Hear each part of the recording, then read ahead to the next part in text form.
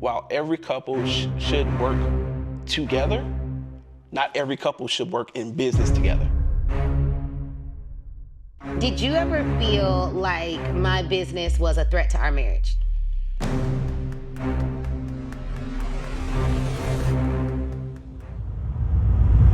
Energy high, excuses low. Energy high, excuses low. Energy high, excuses low. Energy. Hey guys, so today I have an incredible guest with me. He is the love of my life, radically changed and transformed my life, helped me to become a better person. He is someone that I think without him, this company would not exist. And he is just everything to me. And I'm not talking about Jesus, actually. I'm talking about my husband, Chris Kirkwood. Woo! So Jesus also did change my life. But today we're talking about Chris.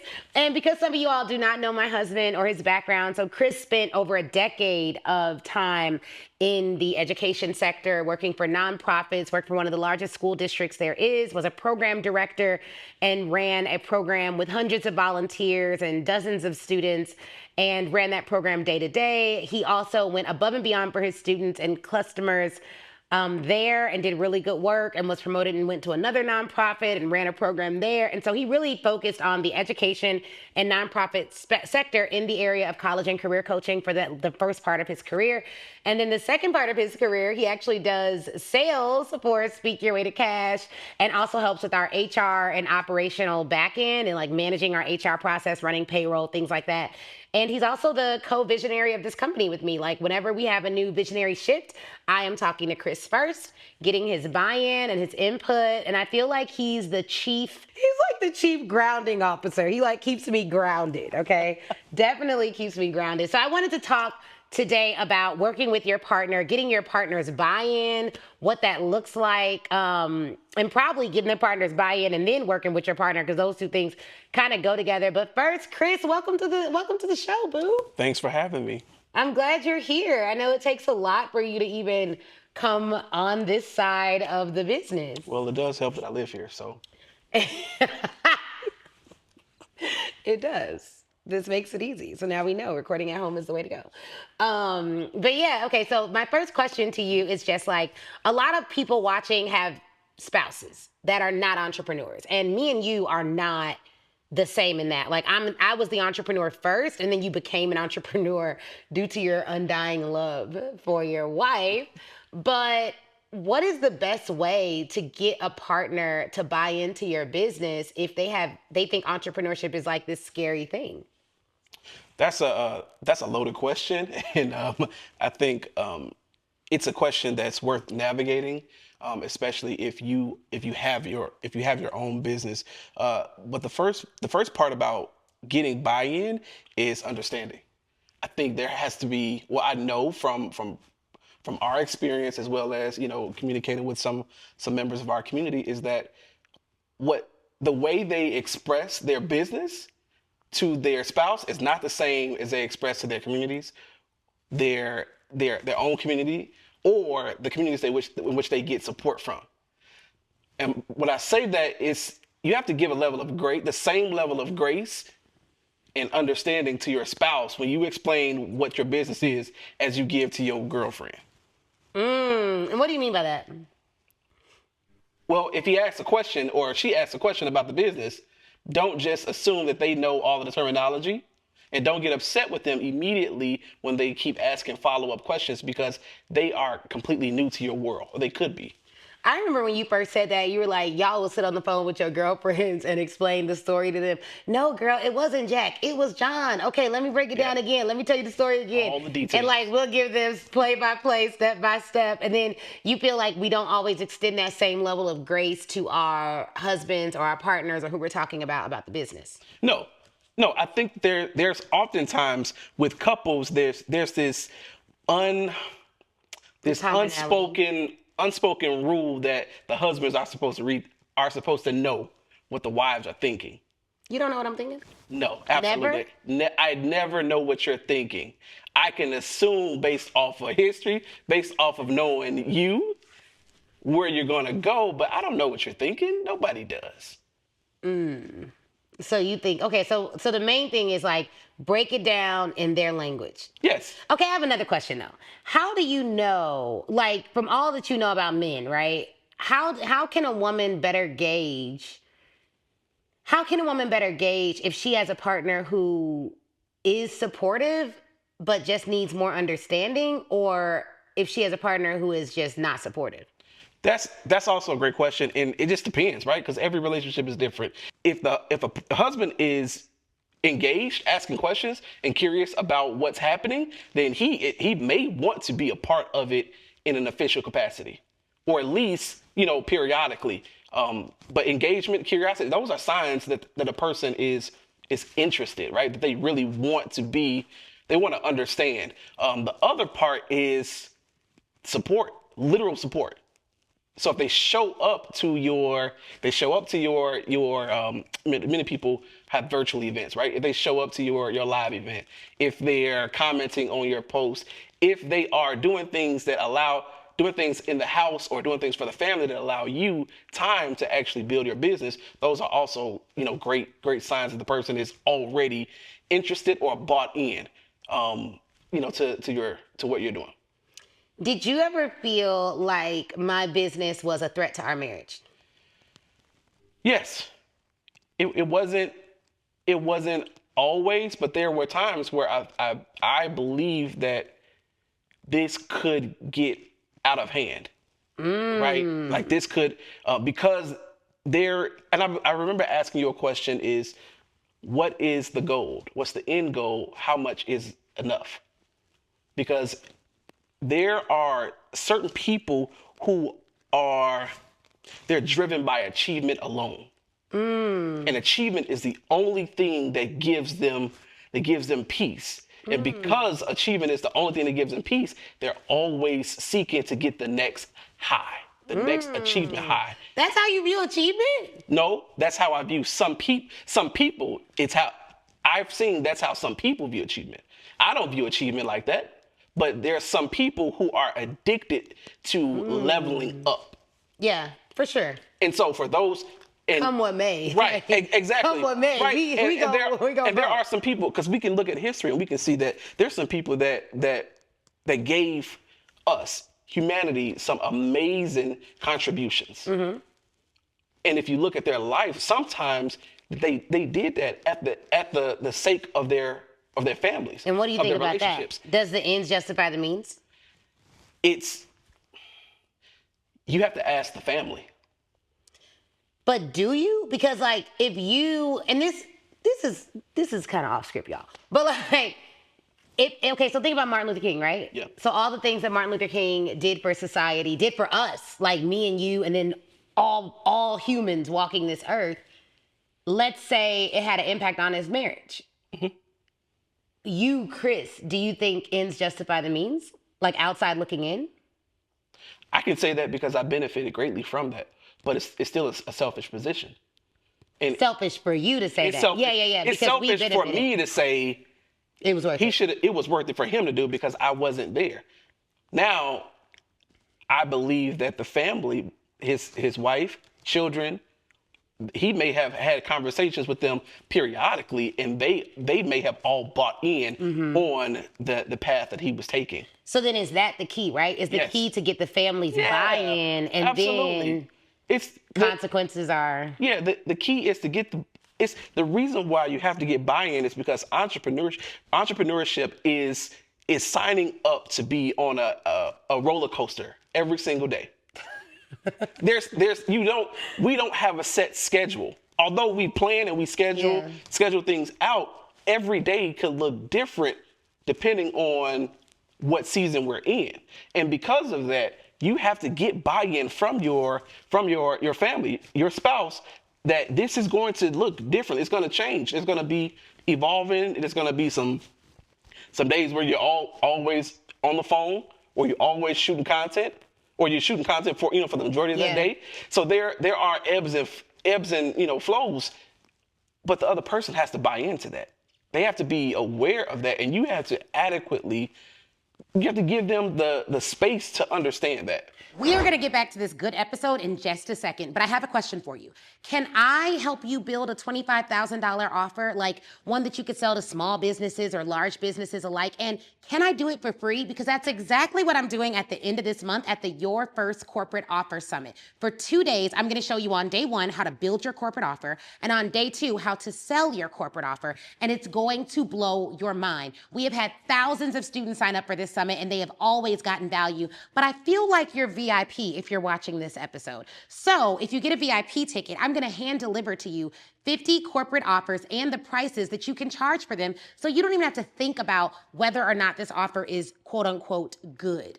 Now, we're also going to give you an opportunity to upgrade to a platinum ticket, which would allow you to get one-on-one coaching from me during the summit. Everyone with a platinum ticket gets at least one-on-one question time with me during the summit. So you get to ask your question, come on Zoom, and I'll coach you live right there. Look, whether you get a free ticket, a VIP ticket with the workbook, or you upgrade from VIP to platinum, you are going to have a great time. And if you want to sell higher tiered offers, this is the summit that you have to attend to. So go to speakyourwaytocashsummit.com and get a ticket to the Your First $25,000 Offer Summit. And I'll see you there. So how did you go from this business may be a threat? Because I don't have a number. I don't have like a, I mean, I did tell you I want to grow a $100 million company, but like when we get to 100 million, I'm not going to be like, all right, everybody, shut off the lights. Yeah, right. So, you know, like what is the, how did you go from this is a threat because she'll never stop to like I'm bought in and I'm supporting of this. This is a part of our mission, not just her mission. Yeah, there was a phase in the beginning where it felt as if it was grind. Yeah, and it was. All the time. Every single day. And I think it was a year where that was true. Yes. Like 1 year I can think of where it was definitely grind. It was like no days off, no holidays, no celebration, no birthday, no nothing. Like we didn't see people. That was our first $1 million year. We were like, we're hitting this mill. We were inside, but we were also on one accord with that goal. Yeah. And I think that's the key, right? We both had the same mission. We both understood the assignment, and we were both willing to do what it took to get to that goal. And because of that, we communicated, this is what's important. These things are what we have to complete. And that has to be 100%, no doubt about being on one accord with the mission. This is what it is, black and white, write it down.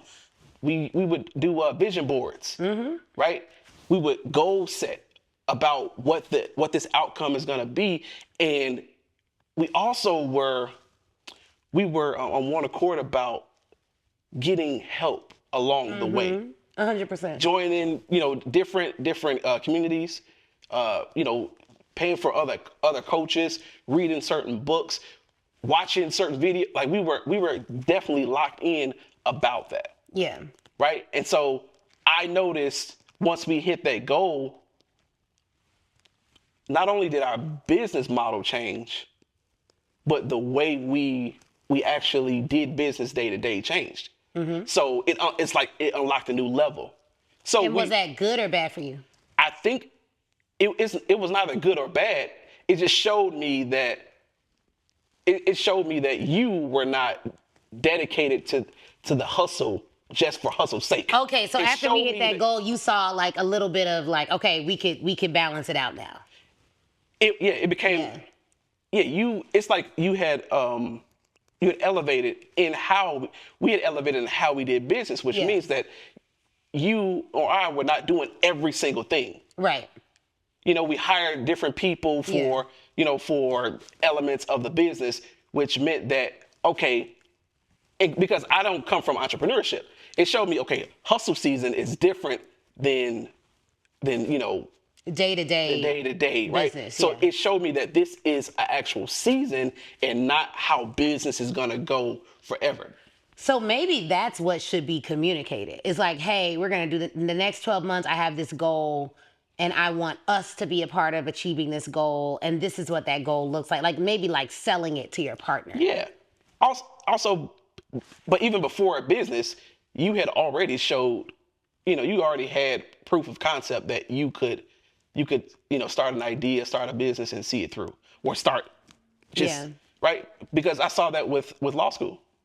Oh, right, because I finished. Yeah, not just finished. You got in. Right, getting in was a process in and of itself. Yeah. That I was intrinsically a part of. Right, Yeah, I for was sure. there when you got the denials, and then I seen how you went and you hired a tutor. Yeah. Who had aced the test. Like, so you went and researched who's the best at taking this test. So I saw you at different levels of that whole law school process.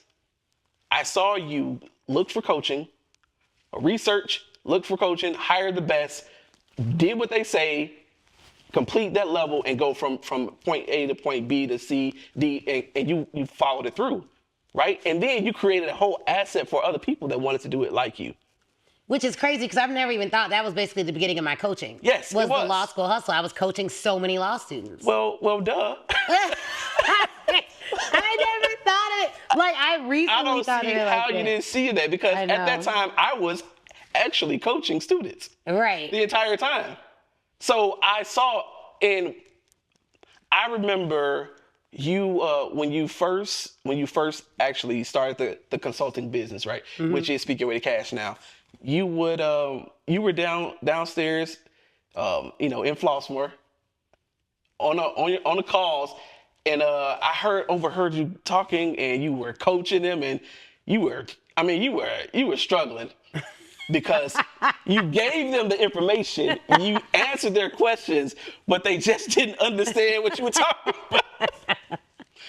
And I remember I was upstairs working, but I could overhear everything, and you came upstairs. I said, "Babe,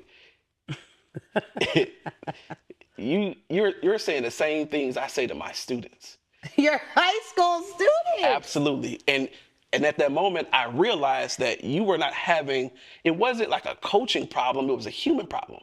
It was neither adult or young adult, child, whatever. What the conversations that you were having needed to be focused on the confidence of the person. Yes. Versus it wasn't tactical. It wasn't tactical. It wasn't strategy. It had nothing to do with the information. Everything to do with do I believe that I'm the person that could actually do what you're talking about? And for so many of them, it was no, until it clicked to you, it's an inward barrier that they're having. And at that moment, I think it unlocked in you the actual coach. Because before you were just giving information. Right, which is different. Yeah, which is very different. Because coaching means you can give information, strategy, you can hear the person out, and then you give them time to go and implement, and then they come back and they tell you, okay, this is what happened.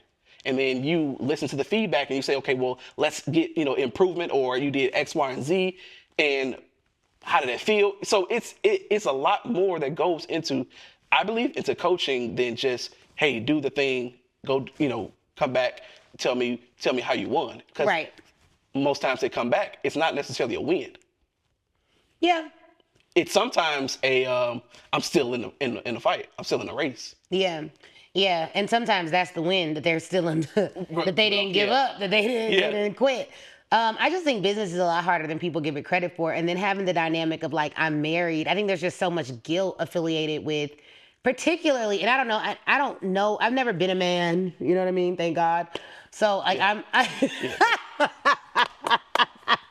don't know what men go through. I've always been a woman, So I feel that there's a lot of pressure put on women who don't fit the traditional, like, mold of I'm a woman, my man provides for me. Like, I'm not. Why you just change your voice like that? Because that's how I see it. I was like, I am my woman, and he does everything for me. I mean, I think that's great, but it's like, it's not your life. That's not my life. Yeah. So, like, kudos, but also not my life. I don't know why I did that voice. Like that, like, I don't know.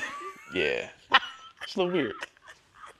So I'm not in that lane. So I feel like for women who feel like they too have an assignment on the earth outside of just pleasing their husbands, which is the assignment that the seminary you went to for a little bit told me that was my only assignment. I was just like, oh, I think I have another one. And that was wild. Yeah. But, like, for us, I feel like there is this judgment, basically, particularly in our faith. Because, like, the Christian church is still talking in terms of, like, there's only one dynamic in the world. So I just feel like for us, there's like a lot of judgment of like, you have goals, you have dreams. So when you are a woman and you did say yes to a man to marry him, and you're like, okay, I love this man, I want to be with this man, I done had his baby or babies, like some of our clients, then what are you supposed to do? Like, what if your husband is like, hey, I know you got this little business, but you need to come to bed by 9, but she needs to work her business. Yeah, you gotta figure out how you're gonna get to bed by 9. Really? Nah, yeah, jokingly, but in all seriousness, that is being in bed at a certain time. It could be a symptom, right? It could be something that he's not saying directly, or that really could be like, I want you to be in bed by 9 because. What if he goes to sleep at 9:30, right? So it may not, it's not, I'm not saying because he said be in bed by 9, you got to be in bed by 9. What I am saying is that it's probably a opening for a conversation about, one, if you're working your business all day, why can't you go to sleep by 9? Like, if you work, because if you are a full-time entrepreneur, then I don't think that there's anything wrong with that. But if you work your business if you work part-time, because you work during the day. If you work during the day and you work part-time, then you need to have a serious, frank conversation and say, look, babe, I understand, that's been our routine before, but I need you to give me some time because I need to build my business, and right now the only time I have is after we put the kids to bed. Or it's after hours, I get home from work, we have dinner together, family dinner, whatever.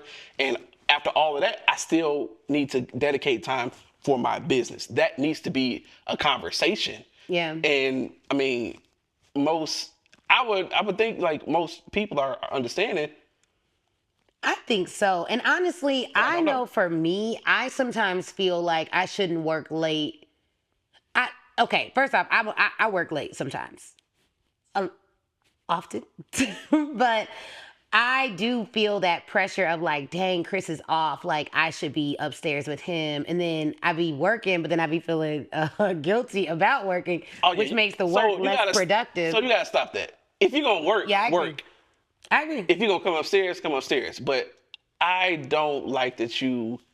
I really want you to just commit to what you're gonna do, or if you just say, hey, tonight I'm not gonna work late, or today this week I need to work a little later, but this weekend we can hang out. Say that, because that actually is it's a deliberate course of action, and it's decisive. What also is a bad sign is for my wife to be indecisive when it comes to... Say that, my wife again. I like that. My wife... No, say it to me when you look at me. My wife? Yeah, I like that. You silly. Make a decision and stick... Make the decision and stick with it. Mm-hmm. And determine what course of action you need to... Like, what action, small activities need to happen in order for you to complete that goal. But you're reasonable. I mean, I feel like I've had women come to me and be like, you're so lucky because of how your husband is. Like, he supports you. He's down for you. But I didn't always think that way. It wasn't. So talk about that. Yeah, because I started off saying understanding is the foundation. So understanding, communication, and then exposure. So us going to those conferences where you could actually see. Yes. Yep. Yes, because when I was at work and you would go to a conference, you would call me saying all types of things about what was taking place at the conference. But if there was something that you wanted to buy, you was messing it all up. I actually wanted to buy less because of the way you were butchering that sales pitch. I didn't understand what the offer was. Not only am I not a part of that world, I'm not even there, and you are so excited and passionate about what you're seeing, you are incoherently explaining to me what you're seeing. Y'all, and I am a speaker. I don't know what you're talking about.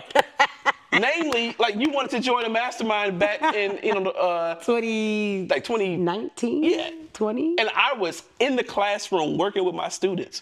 She calls me. I'm thinking it's an emergency because she called me in the middle of the day, knowing I'm in the classroom. And she's crying, man, I'm at this hour. And I said, I was so excited. I said, okay, I can't understand you. Is everything all right? And you're like, yeah, but. Yes. So I didn't understand what you were saying. So I said, okay, So call how me back. should I have pitched it to you? Call me back later. What you should have done is to actually get literature from their sales. Mm-hmm. If you were going to do it, I think you needed to get me literature and then actually shoot me a video so I can see some of it. But I think the best way you would have done was to first get an understanding of what it is you believe that you can get from that from that offer, from that program or whatever it was. You write down what you believe it will help you to do for your business, what change it will make. It will take your business from here to there. You will understand this. Like you don't understand this one topic, like you don't understand ads, and this program is suited to help complete beginners learn how to run their own ads and understand the nuances of ads. It costs this much. These are the ways that you can pay. Right? Men are typically more rational and logical thinkers. So we need the bullet points. What is it? What's the purpose of it? What's the stated goal? So we can't. How much does it cost? We can't say like vibes. I just feel it in my heart. That's like a stop sign flashing. Warning, warning, warning. Your wife is getting scammed. The vibes. When you called me crying that day, I was like, you need to come home now. What are those people talking I need to put a stop on this, a freeze on this credit card, call the bank. Y'all, I was so jacked up. I was like, yes. $50,000. And nobody can understand that. No one can understand Okay, that's hilarious. So, okay. But what helped me is when I finally got the chance, and you had to invite me. Mm-hmm. You made it open for me to actually come. Yep. Right. So you made provision. You reached out to the coordinators. You asked them, could your husband come? And then you said, hey, babe, I think that we should go to this together. Therefore, we can see what they're talking about, get an understanding. You can meet the people because that's why we always give husbands a ticket. We be like, hey, oh, you married? Have your husband come. Like, if you're coming to if you're coming to Speak Your Way to Cash Live and your husband is with you, be like, sis, this my, now don't you know how people be taking it too far. They be like, I met John yesterday. John is not your husband. Your legal husband, whoever you're legally married to. We do that because I think that it's important for, one, I don't like when women come to me and they're like, hey, I'm about to join, but I'm not going to tell my husband. It's just like, it just screams red flag. Because I know as a wife and as a woman in business, how much it's going to cost you to be in business. Not just, oh, the mastermind is $35,000. That's just financial, but like, it's going to cost you time. It's going to cost you energy. You're going to feel like giving up. And when you're weak, you need your partner to be like, it's going to work out. Remember that event in 2020? I was about to cancel that event. Mm-hmm. And it was the Speak Your Way to Cash Live event 2020 because of the pandemic. And I was like, maybe I should just cancel it. And Chris was like, do not cancel that event. Make it virtual. And that event did so well. That was our first 6-figure launch. And had we canceled, we wouldn't be here now. Like, so check this out. I remember that conversation we had.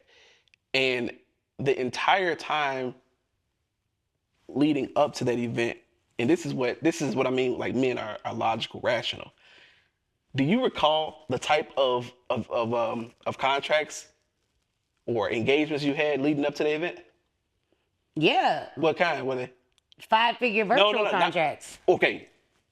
not the ones you had already delivered, but you had already been doing virtual. Yeah. Our company was we were already a virtual company. Yeah. So by us changing the event from in person to virtual actually didn't change that much of how we Right. were already doing business. Right. So the moment she said that, I was like, bet we've already been doing this. Yeah.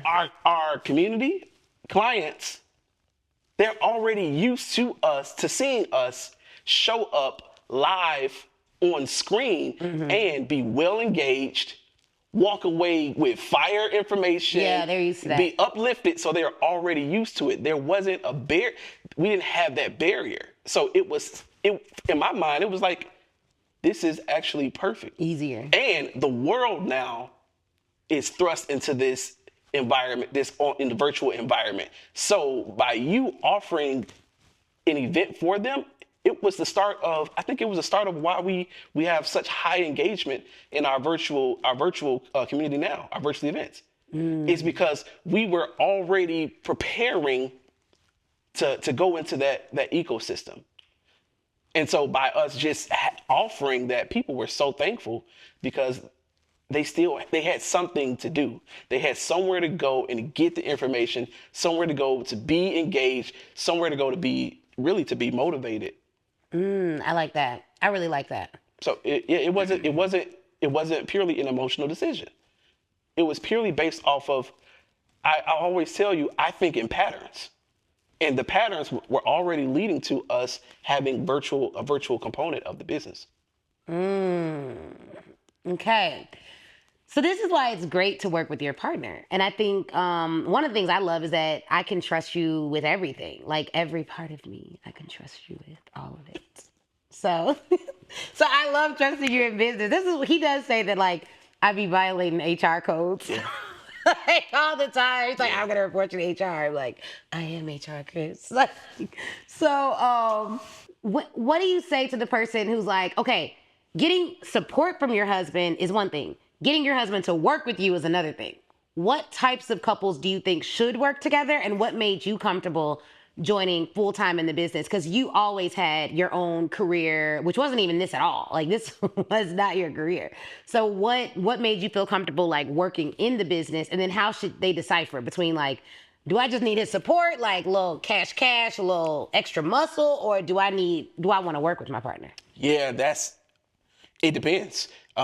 What I firmly believe is that while every couple should work together, not every couple should work in business together. Break that down. There are so many nuances to business, and you need to have the open conversation and respect for one another's opinions enough to be able to disagree and still go to bed at night. Right? Still do family stuff, still have dinners. All of those are so intricate. But when you work together, you live together, work together, live together, all of those things, it's just another element, and it can work great, or it could be the one thing that is a wedge that drives you all apart. So I think I know for sure that there has to be a real process or framework in place to talk about, this is the business, especially if he's coming into your business. You have to have his respect that as a CEO. How have we navigated that? One, I understand that this is your business. It was your business. You founded this business. And you, as my wife, invited me to be a part of the business. Now, I've been here from the very beginning. Y'all may not know, but I named the company. He did.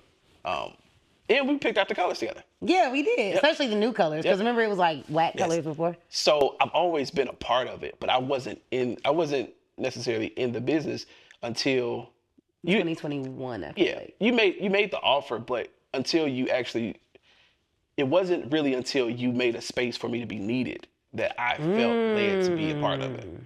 That's deep. Yeah. because I believe that one of the core functions of how men operate is being needed. And if there is not a necessity for me to be there and actually, fulfill that need, because I like doing things with my hands. I like working. I like fixing problems, and I was gonna say I like when you do things with your hands too. Okay, go ahead. I think other men do as well. Other husbands want to be there to actually help and fix. Yeah. Help and fix something that's broken, and I think that it's a great honor to be there to help fix with your wife. It is, but There is not a cookie cutter way to say you all should work together. I think that you should try. You should try in one avenue to work on a project together. And you got to think about it. If you're married, you've already been working together. 100%. You got to, yeah. So what you do is you look at the patterns of how when you all were working on something that you would consider major, right? I think something that's major for couples is the first thing is if you have a wedding, that could be a first big project. Yeah. Buying a first house. Yeah. First car, navigating pregnancy, right? So you see, I think if you were to look down and with your partner, with your wife, your husband, have a conversation, look at those major life events and see the patterns of how you all communicated, how y'all planned, how y'all strategized, how y'all came together, and look at the patterns of how you all may have fought, bumped heads, conflicted, disagreed, argued, or whatever, and see what was the end goal. That will help you to determine what you need to work on, where the areas of growth are when it comes to you all working in business together. So what's been something, okay, so you said a lot of really good stuff. So one thing I want to make sure we point on, because I feel like there's not a lot of shows that talk about this. How have I, in different seasons of my life, made space for you to feel needed, even if at that time I was doing really well? As simple as, hey babe, I have this idea. It's going to be different for me. Can I run it by you? And I want you to just give me feedback on it. That's a simple way to include that you've included me. A bigger way is to say, I want to reach $1 million. We need to take some time and figure out how we're going to get there. And what we ended up doing was we had a series of retreats where you and I went to a room. We went to the hotel. We got a conference room, and we went to WeWork, and we bought a big notepad, and we wrote down everything that we were selling, all our offers. We wrote down, how much it was, and we mapped out. We did a roadmap to see how can we get to that $1 million. And we wrote down all the things that were missing, that was necessary, that we had to do, but we did it together. And we did that over time. That was a major project. Yeah. So, but you make the invitation to say, hey, this is something that I think we can do it.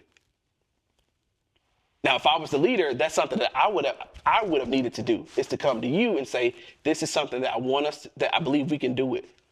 And you sold me on the benefits of us doing that.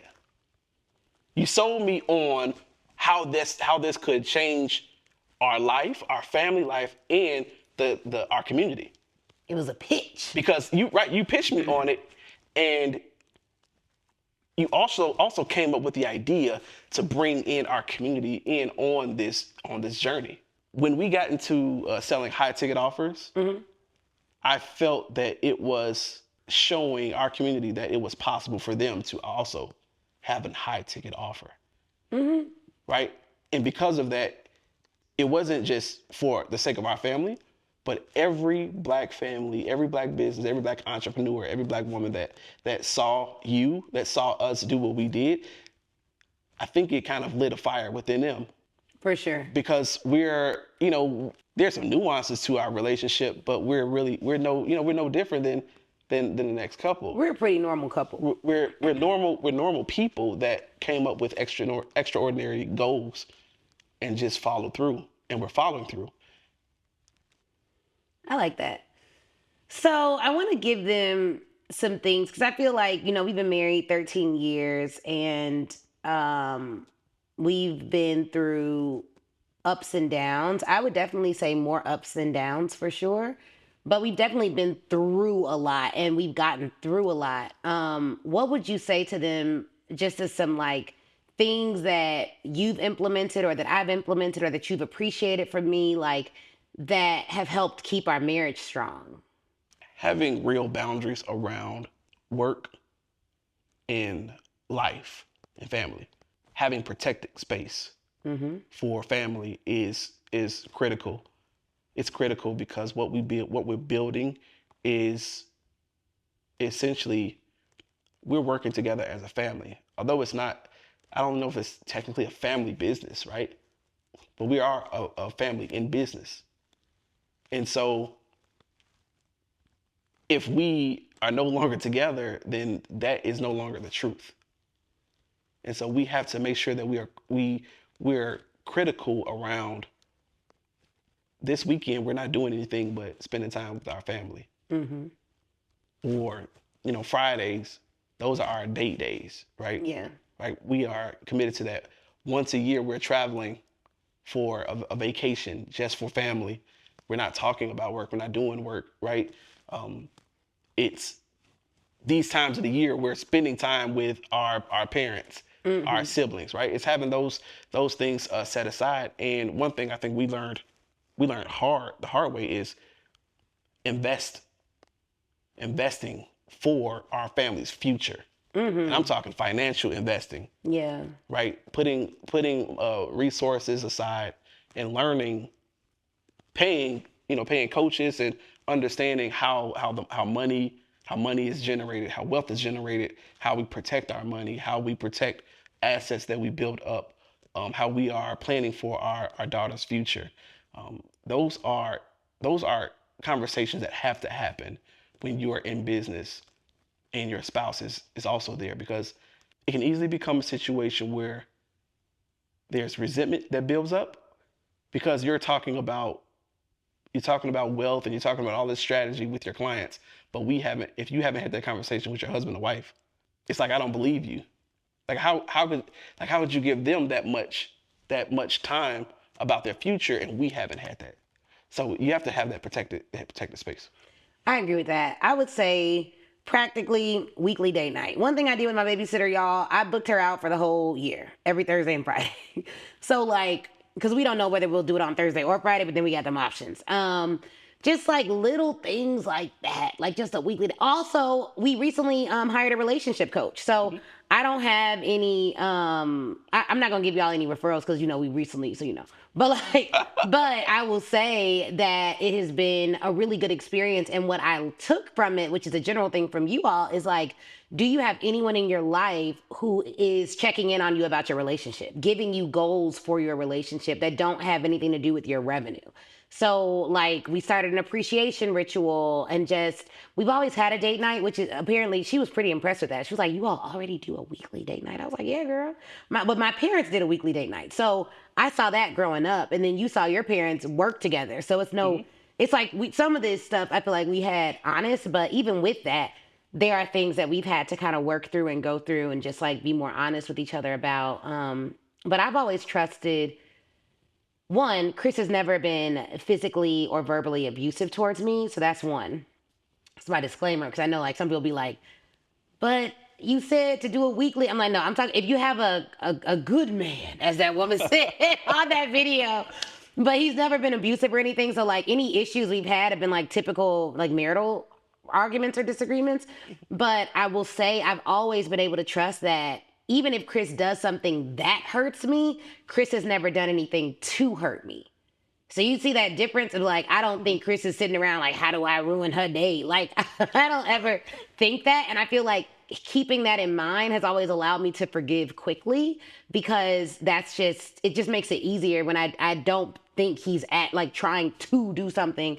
to hurt me. And so it's easy to bounce back from that. But it is difficult. Like being, it's difficult when you're thinking of all the balancing that needs to happen when you're an entrepreneur, because business is hard. You put that hard with like your relationship, and both of them mean a lot to you. But I do think there needs to be an ultimate priority. And sometimes I've gotten my priorities wrong. Like sometimes I feel like I gave the business too much and didn't give the marriage enough. And then that's not good either. But I do feel like my values are aligned now, and they have been for a while. But I just will say it's a lot, ladies. If you want to work with your partner, I think it can definitely happen. Your husband, your mate. He doesn't like that word. You gotta stop that. If you want to work with your husband, I think that it can. You need to be honest with him, and then you need to sell him on the idea, like what would be in it for him. But I think something Chris said that's critical is the need part. Like making space for him to be needed, because that is going to determine whether or not he feels he needs to join you. Yeah, and it also needs to be like the truth, right? Oh yeah, so like a real need, not like a fake need. Yeah, like a real. I got this client account. It could really be needs you. So it could be, I think, a need, either a need or a real desire, because I think that there is absolutely something special about desiring to work with your your husband or your wife. That was why I started business originally. And that's amazing. You also need to be committed in your business. You have to have a real business. Yeah. You have to show up for your business. So you can't be inconsistent asking him to leave his good job, his good government job. You have to already have shown a pattern of showing up for your business. And even if you're not making, generating the revenue that you want to make or you need to make, but you're doing all of the necessary things. Yeah. Like at that point, it's just a matter of time, or it's a matter of you may need to do more of that. But if there's patterns of you being disciplined, there's patterns of you showing up, patterns of you getting coaching, patterns of you reading the books, you applying the strategies, you are pitching the clients, then all of those are great things that you need to bring to your husband and say, look, this is everything that I've done this week, everything I've done this month, everything that's happened in the past 6 months, in the past year. These are the areas where I know I'm strong. This is where I know you're strong. If you would come and help and build this with me, bring your strengths over in the business in these areas, I think we can grow exponentially. And he'll be down. And this is what it would do for our family. If we are both working on this, we can dedicate a whole month to traveling. We can dedicate a whole week to traveling. And we could also, those are, it needs to be a sale, it needs to be a pitch, it needs to be a dreaming session with your spouse. But it has to be rooted and founded in real deal work. I love that. I love that, everyone. Chris, where can they follow you on social media? No, you're not going? No? No, I don't even know my handles. Okay, so you guys could just see him on my Instagram account whenever I post him. He do be in my stories cracking jokes ever so silently. But you can follow us at Speak Your Way to Cash, speakyourwaytocash.com. If you have a husband, if you want to join one of our programs, like the membership or the mastermind, you want to get coaching and you want Chris to talk to your husband, he is here for those conversations. Legitimately, I'm not joking. Like Chris will talk to your husband about you working with our company. I think that that's one of our competitive advantages, is that we are married and we believe in marriage and we are a family first company. So I do actually believe that you should not be joining these these steep investment programs if you have to hide it from your partner. I think that especially if you have a good trusting, this is all of my disclaimer, all of my advice is for if you have a safe, good partner. But I do think that you should, be able to have those conversations. So Chris will talk to your husband. You can email him at chris@speakyourwaytocash.com and just say interested in program, and he will definitely talk to your husband about what program you're interested in and talk to you about it too. So I wanted to do this episode because I know a lot of you are married, you're trying to get your husband's buy-in, and it's good for you to see it from a different perspective. I still have insecurities and things that I'm working on. And I feel like marriage is a mirror to your flaws. Sure. Like Chris definitely tells me things like, you need to figure out why you care about that in the first place. Like, I think you just told me that yesterday. So he's always making me better. And I'm really grateful to you, Chris, for joining the company, helping us make a lot of money, of course, but then also just being so down for me to follow my dreams. I feel like I would have hated if you would have been like, no, you can't, like, I'm not going to support you in this. Because it would have made me choose between what I feel I'm supposed to do for our community and then what I'm supposed to do as a wife. And you've never really put me in that position where I've had to be like, oh, I would love to do this, but like, let me ask my husband. Like, I will ask you, of course, but like, it's never been a situation where it's like, no, woman, get home, cook that meal. You know, like, you've never been like that. I've even tried to cook all those meals for you and stress myself out and do all this domestic stuff. Yeah. And you were just like, I really don't care if you do that or not. So thank you, babe. Well, you're welcome. And thank you. Because in all seriousness, right, I had my own career. I was doing something that I love to do. And it wasn't until I was unable to fully be myself in that role during the pandemic, when we were in the classroom, when we were, everything was virtual, is when I saw a path forward, right? And because I made the choice to come and join our company full time, I learned a lot from you directly. And I think that that's also another key, that every man that is considering working with their spouse, you need to consider what it looks like for you to learn from your wife. Seriously, what would it look like for me to learn how to do something, to be under her teaching for this particular area? And because I think as men, we often think of like, I'm the leader, I need to tell you what to do. But if I have no clue what I'm talking about, then we're lost. Yeah. But the moment I learned what you were talking about, especially when it came to sales, I was then able to infuse my experiences into that. And that helped us to generate a bigger company. Oh yeah, for sure. So it's not all on the wife to make this work. It's a partnership. So to all the husbands out there that your wife has asked you to come on board, that wants to work with, that wants you to work with her, take it serious. Consider it, because you are partners. Whether you work together or not, you have to consider it because your wife is asking, and this is somebody that you love, somebody that you live with, somebody that you're committed to. So take it serious and actually give it thought and consideration. Yeah. And I do need you in a lot of ways. And like, you are like so integral to our family, our business, how we operate. And I'm just glad that like, you've always met the need. All right, guys. So this was a love episode of Speak Your Way to Cash Love Edition. Maybe we'll do a Love Your Way to Cash. I don't know if that works that way, but we'll see. We'll see. I don't know if that works that way, but we'll see. So you guys, if you have any questions about this episode for me or Chris, drop them in the comments. We read all the comments. And you can hear Chris speak at Speak Your Way to Cash Live. So make sure you are in the building. Our 3-day live events are the best thing ever. Go to speakyourwaytocashlive.com. And if you're like, okay, I need something before October, then come to Speak Your Way to Cash Summit, which we do at the end of the month. And we're going to be doing the Your First Corporate Offer Summit. And I want to see you in the building. Go to www.speakyourwaytocashsummit.com to get your ticket from that. But all of you should plan to fly in to Georgia, Atlanta, Georgia at the end of the year, Q4 in October, first weekend in October, for Speak Your Way to Cash Live. I'll have people from the UK, from parts of Africa, the Bahamas, the Caribbean, all of y'all come to Speak Your Way to Cash Live. I know you're listening and I want to see you there. And until next time, I hope that you all keep the energy high and the excuses low. Talk to you soon. Energy high, excuses low. Energy high, excuses low. Energy high, excuses low. Energy high, excuses low. I need energy, need only good people that's around me.